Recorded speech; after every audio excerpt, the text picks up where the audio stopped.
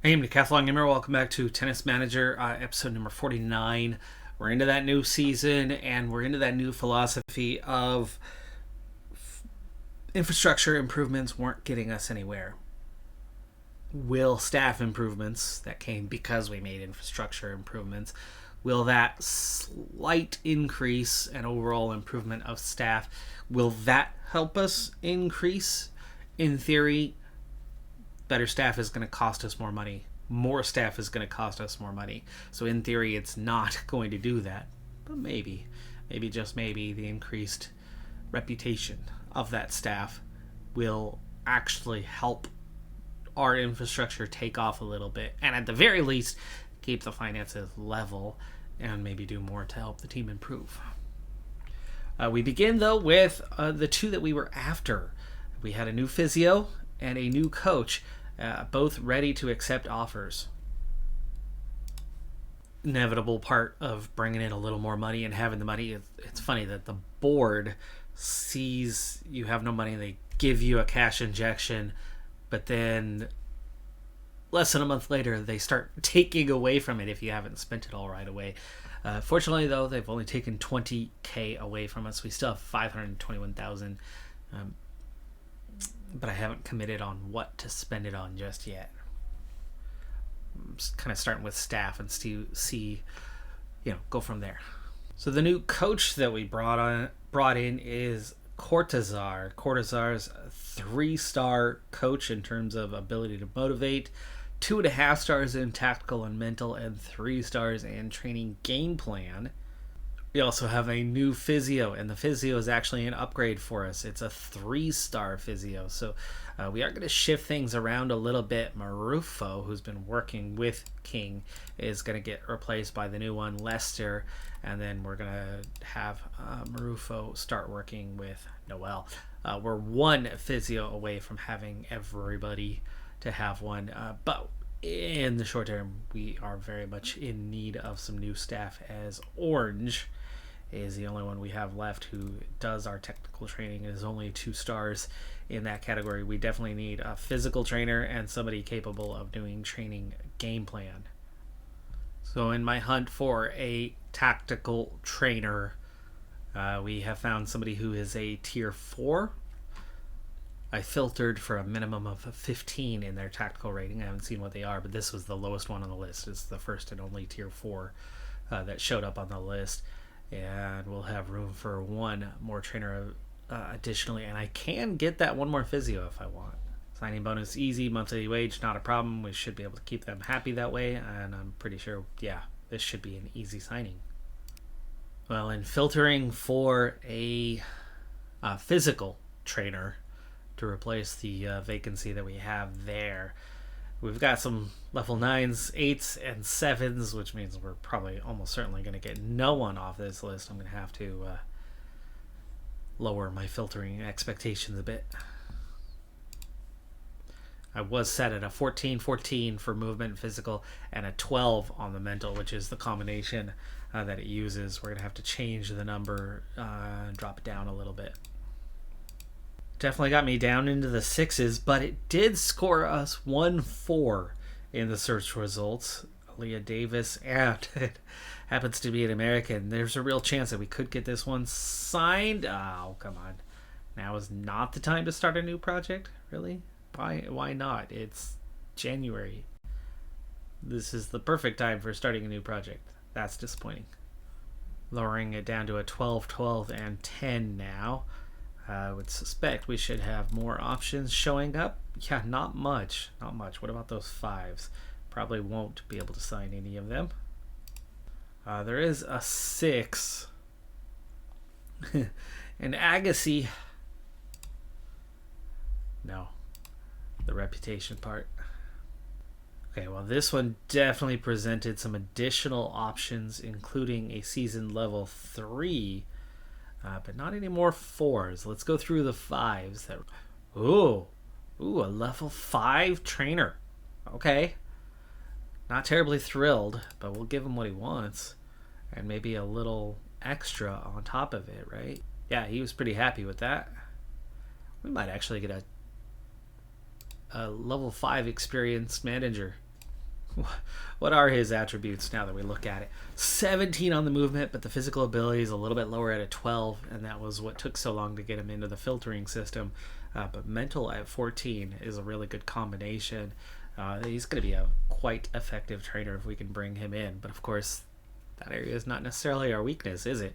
But it'll be good for the other athletes to get some training in there, because I'm good there, but I can only work with one athlete at a time.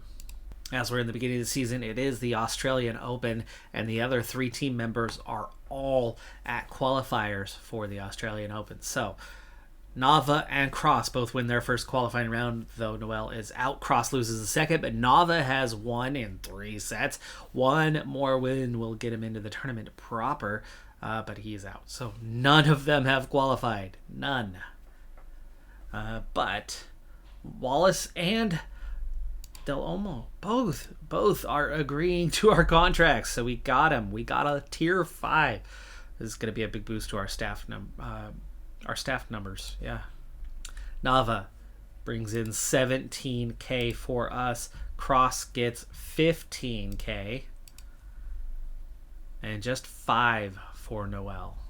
Wow, Del Olmo's rating is an 18 in tactics. That's a 4.5 star effective training game plan.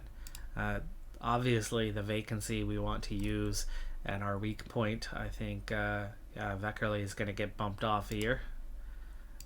We'll take Del Olmo for that triple set, right? Once you get past 3, they lose effectiveness, so we will not train all 4, but that's going to be a huge boost to our training game plan. Meanwhile, physical training, what do we have for Wallace? 3.5 stars for Wallace. Pretty good for Wallace. And I don't need to be replaced, so that makes it pretty easy to select all the others. Yeah, that's a big step up for us in the physical training department. Now it's that technical training and Orange, who maybe we want to replace. It's a much harder one to get. Somebody who's really good, though, because, looking at the balance, serve, forehand, backhand, return, short rallies, all super important. Less important spins and long rallies and movement and mental. Right? It's a vast majority of the attributes, which is why I didn't specialize in technical training, because I could get a lot more out of being an effective manager, which of course I'm a level 6 now, right? We started at level 1, so I did not have this initially, but I had points to spend and I spent them, and they went in the places they went into, but I'm just barely cracking the surface on the points. It's nice that I could develop as a manager. It'd be so nice if I could develop everybody else as a manager. And now I'm starting to wonder, a tier 2 Jade Orange, we just replaced all the tier 1s. If I can find a tier 4 or 5 trainer, what would her contract be like to dismiss her now?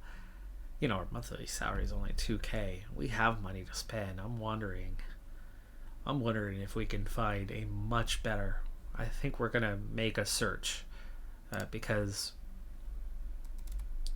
well, at the same time though, keeping her around's not helpful. There's just that whole long-term cost. I think we need to get that last physio recruited. I'm just curious what's going to happen with the staff replacements we've done. I'm going to give it a little bit of time. That's the first wave. Potentially one more physio in the short term, and potentially a direct replacement for Orange, or investing in the infrastructure to hire additional training staff. It would only cost me $100,000 to be able to hire an additional trainer, unlock a few more form bonuses, increase our sports center level, and would cost $6,000 a month. I'm just gonna go ahead and invest in it. I think that this is the attempt this year, right? We've spent so long trying to improve infrastructure, finances, and now it's time to try another method. And so we're into the tournament proper now for the Australian Open in Melbourne. Swiatek already into the second round. A lot of that first round's already been played out. We have one seeded player knocked out thus far. Otherwise, it's all the seeded players coming through.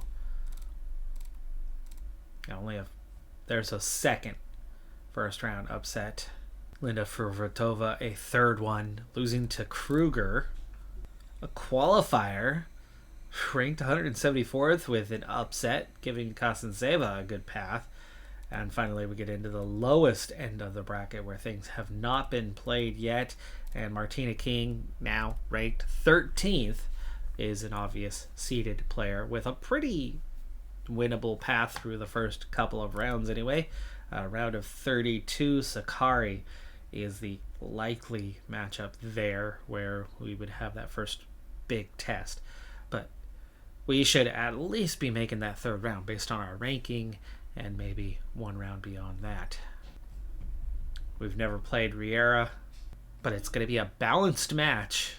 We're ranked that high above, but it's that close. It's not that close. It's pretty comfortable. 6-2, 6-3 into the second round. Mineiro continues her upset streak and is into that round of 32. Wang, the next seeded player to get eliminated. Our other seeded player, eliminated by Yastremska. Yastremska has also knocked off Andreescu to make the round of 32. Nagunye in the top 100 for one thing, but also with the upset over Kruger, is into the round of 32 to face Badosa, who's only ranked 29th, which is a surprisingly low ranking for her. Kruger, who got the initial upset, has then been beaten by Jacqueline Adina Christian, who will face Katrina Scott in the round of 32. Herbin, who got the initial upset, beaten by Kasantseva, so Kasantseva makes the round of 32. Just barely missed the seedings anyway. All of the seeded athletes in that bottom portion of the bracket have all gone through. So very, very few first round or second round upsets so far. And so we are still headed for a likely head-to-head with Sakari. We've got to get past Ocean Babel here in the second round. We've gone up against Babel a couple of times, 1-1 all time, and Babel beat us in straight sets last time in tiebreakers during the US Open late last year in the first round. Big rematch here for us, redemption opportunity. This is somebody who wins a lot, but clearly does smaller tournaments. And the redemption against Babel is complete, but barely. 6-3, 6-7, losing the tiebreaker when we could have clinched, but then we come back 6-4. Close match, but we do come out on top. A few double faults, not care for that one. 54% of the points won, 211 played. In the end, it's a decent advantage there. Plus 18 in the winners, but really, really messy, sloppy match. Yeah, that's a lot of mistakes. 30 mistakes and 211 points. She kept it under the 10% mark. So, it's not a terrible number statistically. It was still below 15%.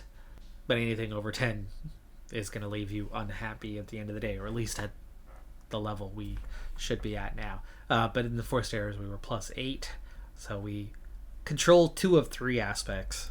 First quarters will be seeded guaranteed, as all 4 seeded players have made through. 3 of 4 seeded players in the next quarter, and just 1 of 4. That's definitely an easier path. That's the third path, which means it's on the same path we are for an eventual, semifinal matchup. It's looking pretty dang easy. You've got Andreeva. Andreeva is the only one to get through, but our end is still loaded with seeded players, but not everybody. Laya Fernandez, 53rd ranked overall. I'm pretty sure I've gone up against Fernandez before. We'll see here in a moment. But Sakari has lost. Sakari loses 6-4, 6-2 giving us that pathway we needed, and it's not looking easy once you get there for Redova, currently 5th. But I'm fine. Round of 16, that's kind of my objective. I think I would be thrilled with a round of 16. I don't necessarily need to get farther than that. I think we can get farther than that. I think we should be able to make round of 16 in most, I'd say 3 out of 4 tournaments this year will be the objective. I mean, we are ranked in the top 16, so we should theoretically make it every time, but it's not going to happen every time. But if we can get there 3 out of 4, and if we can get beyond that in 1 of the 4, I think we're talking about a successful year. I don't think we need to be winning tournaments yet. We need to develop that technically a bit more for like 1 more year. But definitely missing a couple of seeded players in our bracket, but not in our more immediate part of the bracket. We have played twice now. The promising finals last year and the Wuhan Open, that's that 1,000 level China round of 64 round robin. Close match. Okay, see, I knew I had played her. I knew the name, and it wasn't so long ago. We're in excellent form. Balanced match. Should advance. Let's play this one out. Pre-match talk was not a good one. Nearly hit that long. That was such an easy winner, but we ended up putting it on the line. Had me scared that we were going to go long there and make the mistake. She was so far off balance from the serve that it set up a very, very easy winner for us. We don't have to play with power, we play with accuracy, and that's why we don't get aces, but we get a lot of short rally wins, even though short rallies are not our strong suit. A lot of those short rally wins are coming off of the serve style, what we do tactically, and how we handle the serve. We don't hit it hard, we just use that first serve to make it dangerous. Make it difficult for them to return. And it doesn't take a ton of power to do that. You're not blasting it past them. You're spinning the ball, painting the corner, and pulling them offline. Second service.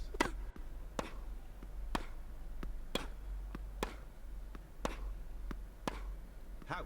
Love 30. So we're already up 1 game, winning that first service, but love 30 in our first return game could be a massive opportunity to get this first set flying. Long rally here though, can't quite reach that one. Didn't react very well. We pulled her so far over. She really naturally only had a couple directions to go, and you could have anticipated how that would have treated the ball. We didn't quite preset our feet into the right position. Boy, that was poorly reached. Now 30-40. Fault there. Okay, we're in a good position at the moment. Nice. Nice. I didn't think that ball was going to beat her, but it does beat her. Her footwork. Not great. Not great on that one. And we're up 2 games. We do get that flying start and start the next game with quick point. 3 love in the games already. And we break her again. We're going to win this first set. We're totally going to win this first set, though. She did break us there.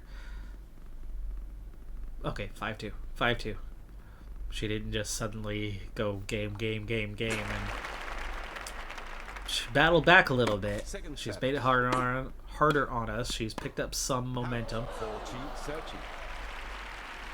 Oh, I thought we were ending the set right there. Outer edge of line. Didn't get the call. But we get that one. 6-3. Second set. Second set in this round of 32 match that will put us into that round of 16. We lost the first couple of games though. First 3 games. So getting broke there and with her serving first definitely put us on the back foot. We nearly break her, but we do not pull back. And she broke us. She's going to draw level. 5-1. She's kicking our behind in this set. And she's got all the momentum from really the midpoint of the first set.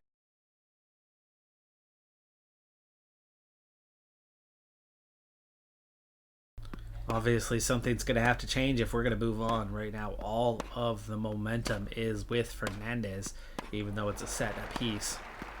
we do at least 15 love. have service, something we didn't have in the last set. We begin with the ball in our hands.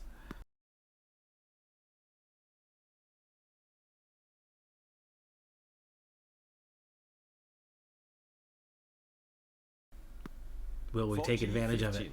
Surprised that one worked, but there was enough lift on that ball, right? So that when it did land 14, and land 13. in, it took a pretty big hop. I think it went over her, not beyond her reach. Out. Deuce. Oh, man. Ooh, you know what? I'm just noticing our previous call. It got called out. Advantage. I thought it was our point. I thought it had been our point, but it was Second on the set. line right back there. It touched the line. We do win that first game, though. We do win that first game. So each of us end up getting a call that hurt and or favored us. 15 love. So that evened out. Second service. So I think they offsetting 15-0. calls did balance that out as she attacks the net on this one and 13-15. succeeds with it. Very aggressive move. I feel like we're getting onto the front foot here, though, despite being the returnee. And yes, we do get a winner on that one. Well done to take Second control of the service. point. 30 all. Oh. 40-30. I didn't get pulled that far over. I should have been able to rebound faster, but apparently was just a bit off balance, and we just stand there and watch that one. That was clearly, we thought it was going to be out 15 because we didn't move our feet at all. Game all. 15 love. Really nice serve there. Yeah, I went the wrong way with that one. You've got her well over here and up on the net. All you got to do is hit the ball down the line. 30-15. 30-15. She puts it into the net. Should be 40-15 or 40 love, but hey, just as long as you take care of the game, you're not gonna win every point. I could go up against the best player in the world right now, and Second I'd set. get donuts, yes, but they wouldn't win every point. They would not win every point, because 30-40. occasionally you're gonna do that, and it's 30-40. When it should be 40-30. So we're on the verge of sucking it up. Deuce. Self-inflicted deuce. Battling back. Come on, easy winner. Easy winner. You just had to not hit it freaking Advantage. here. You didn't even have to hit it over there. You just needed to be anywhere in this zone. Anywhere in that zone. But we essentially hit it down the middle when we had them very much off balance. But advantage when we were another. Oh! That's another really tight call, but probably the correct call. It looks like it's just on the outer edge of the line. Back to advantage. Fault. Second service. Fault. Deuce. Double fault, even though the first one looked like it caught the line, but Advantage. probably was the right call. It was definitely Fault. on that Second outer edge. service. Back to advantage. Deuce. So much self-inflicted stuff. Like that one. That wasn't a winner from Advantage. her. It was an error from me on reading it. Fault. It's going to go Second down as a service. winner for her, but come on, easy, easy. There you go. 2 games Still to not one. very good. That should not be a winner. Just hit it over. 15 love. Just hit it over into that zone. You have an easily controllable ball. And hit it too conservatively. There we go. Oof. Wow, she's done well to get to these. We've been on the front foot here and not been able to take advantage. We could lose this point, but we eventually get it. So we're up 2-1 right now. This would be the, if you break, we're looking pretty damn good phase. Out. Ooh, 15-30. harsh call there. Back edge of the line, but edge of the line nonetheless. Ooh, Out. 30-0. fantastic job reaching that one, but very much the forced error type. Good initial return. Out. Get us pretty neutral 30-40. here, and with the mistake, it's 30-40. Let.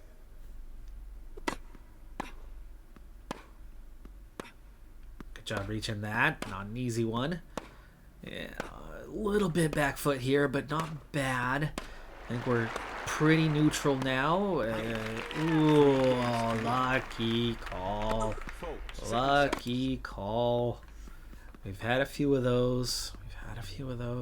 Up 30 love, 40 love. Yeah. She's going to get this one, but I don't need this one. We've got enough of an advantage now at 4-2. Must win game, though. 4 second set. 5-2 just sets you up for the anytime you can finish it off. Out. 15-0. Doesn't need to be on the return. Can be on the serve, but you gotta take control of this game. 30-15. There's that ball again, right? That big old bunny hop ball that hits over her. Just a little long there. That was an important point. 40-15.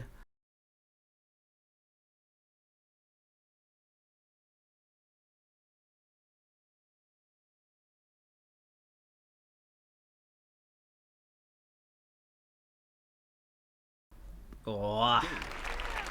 Okay. 5-3. Nice. Should be an easy winner there. It is. That's what we do so well with our serve.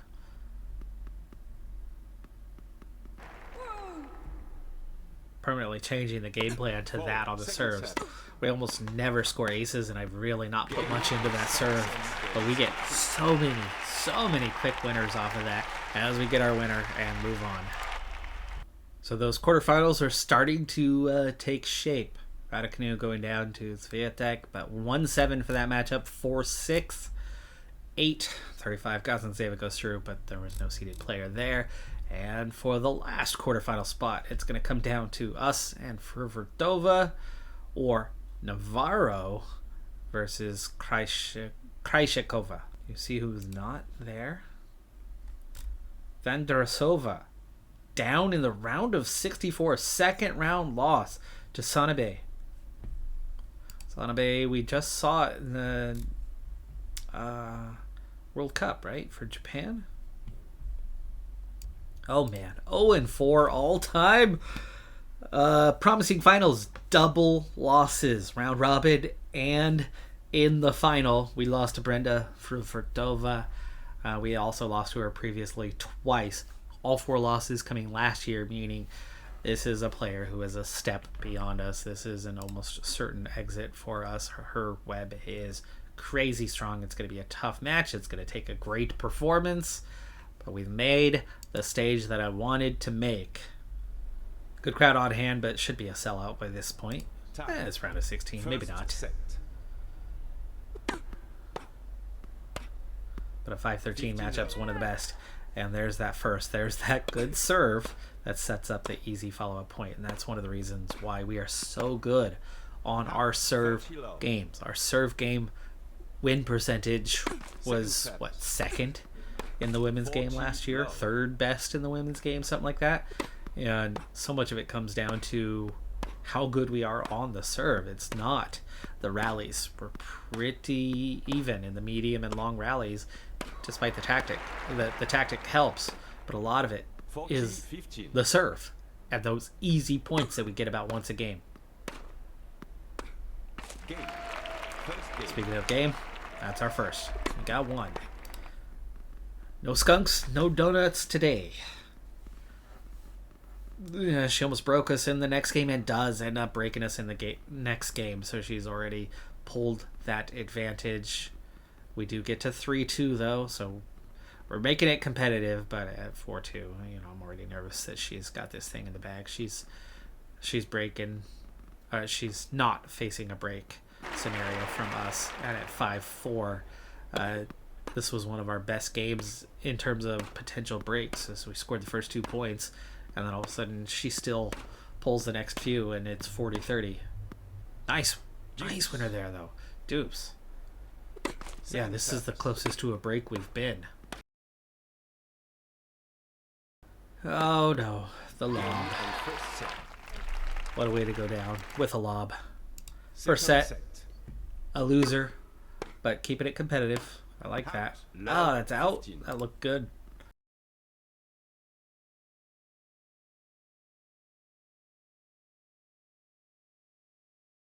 Very competitive, but just not taking enough points. 6-4, 6-4.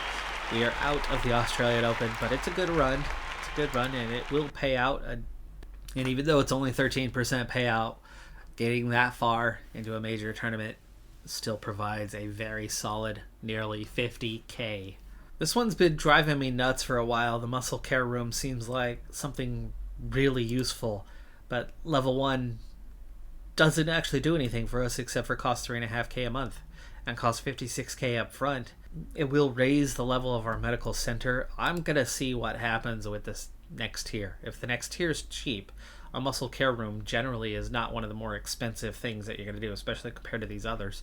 If we can get that to the level 2 and the level 2 has a huge advantage, then it would be worth our while. So we're going to spend that little bit of money. I'm trying to do things a little differently, and so different approach. We'll see if there's a different outcome.